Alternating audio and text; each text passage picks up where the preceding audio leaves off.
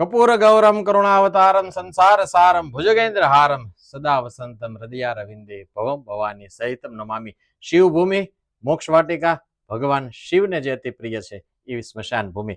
આ પથારી જોવો ને એટલે કદાચ આપણને એમ થાય કે આ માનવ જીવનની અંતિમ પથારી. કદાચ 1 કરોડ રૂપિયાના બેડ ઉપર પણ તમને નિંદ્રા ન આવે, પણ આ પથારી ઉપર સુવો એટલે તમને જન્મો જન્મની નિંદ્રા આવી જાય.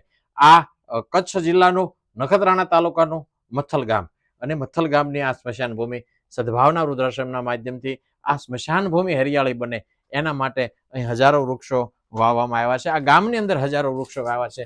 આ મથલનું સ્મશાન ભૂમિ હરિયાળી બને આવા વડલા પીપળા જેવા મહાકાય બહુવર્ષાયી વૃક્ષોનું વાવેતર કરી અને આ સ્મશાન ભૂમિ હરિયાળી કરી છે. ત્યારે દરેક ગામના સ્મશાનો પણ આવા વૃક્ષારોપણ કરી હરિયાળા બને. માનવ જીવનનું અંતિમ સ્થાન ગણાય, આ જીવનનું છેલ્લો વિસામો ગણાય.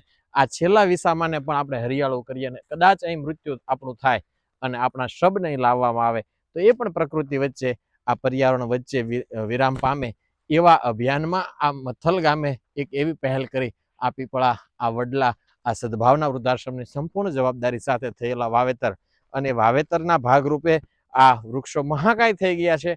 આ સ્મશાન ભૂમિની શોભા વધારી રહ્યા છે. આ એક એક વૃક્ષ એ અન્ન ક્ષેત્ર છે, જીવંત ચબૂતરો છે. કચ્છની ધરતીમાં આવા વૃક્ષો હરિયાળા થતા હોય તો તમારી ધરતીમાં કેમ ન થાય? આવો સમગ્ર ગુજરાત હરિયાળો બને, આ દેશ હરિયાળો બને, આ ભારત દેશ આખો હરિયાળો બને.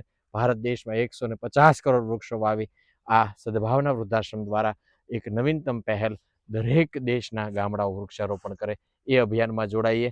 મારું ગામ હરિયાળું ગામ અંતર્ગત સદભાવના વૃદ્ધાશ્રમનો સંપર્ક કરશો, તમારું ગામ પણ આવું વતન વૃંદાવન બનશે એની ખાતરી છે.